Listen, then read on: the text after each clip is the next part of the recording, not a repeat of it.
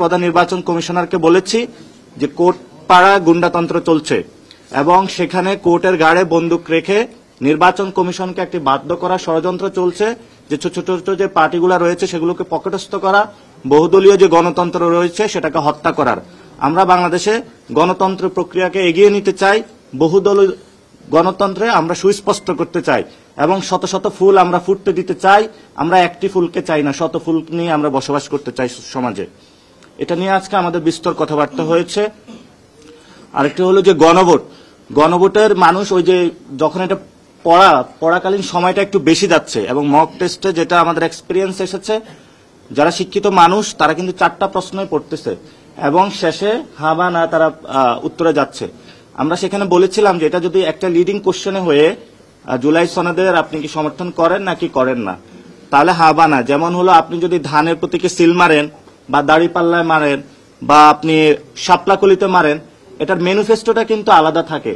এখন আপনি যদি প্রতীকের সাথে অনেকগুলো ম্যানিফেস্টো যোগ করে দেন 31 দফা, তাহলে একটা ভোটার গিয়ে 31 দফা পড়বে, জাতীয় নাগরিক পার্টির ইশতেহার পড়বে, তারপরে কি ভোট দিবে? তো এই আমাদের যে মক ভোটিং সিস্টেম সেটাতে হলো গণভোটের প্রক্রিয়াটা এমন করে জটিল করে তোলা হয়েছে। এই জন্য হলো পুরো বাংলাদেশে তারা চিন্তাও করছে যে টাইমিংটা 1 আওয়ার এক্সপ্যান্ড করার জন্য।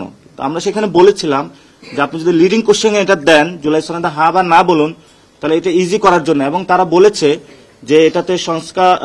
নতুন এবং ফিরে আসা গ্রাহকদের জন্য নগদে চলছে ক্যাশব্যাক সহ প্রতিদিন হাজারো উপহার জেতার সুযোগ। হবে আশা আর ফেরা সারপ্রাইজ সেরা।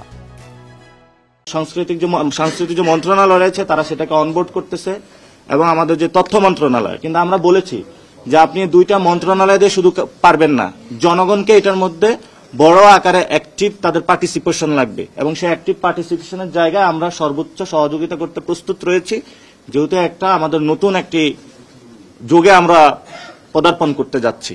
এবং আমাদের তফসিল নিয়েও কথাবার্তা হয়েছে। তফসিলে আমরা বলেছিলাম যে রাজনৈতিক স্থিতিশীলতা যদি আপনি জায়গা যখন আসবে তখন যদি তফসিলটা দেওয়া হয় তখন কাজটা অনেক ইজি হবে। তাহলে আপনি একবার তফসিল দিলেন, আমাদের যে গণতন্ত্রের যে আপোষের নেত্রী উনি খালেদা জিয়া, উনি হলো অসুস্থ রয়েছেন।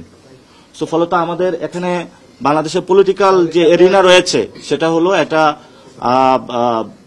সংকটময় পরিস্থিতি রয়েছে। আমরা বলতেছি সংকটগুলো উত্তরণ করে একটা সুন্দরভাবে তফসিল দিয়ে সবাইকে অনবোর্ড করে ভোটিং প্রসেসে যাওয়ার জন্য। জি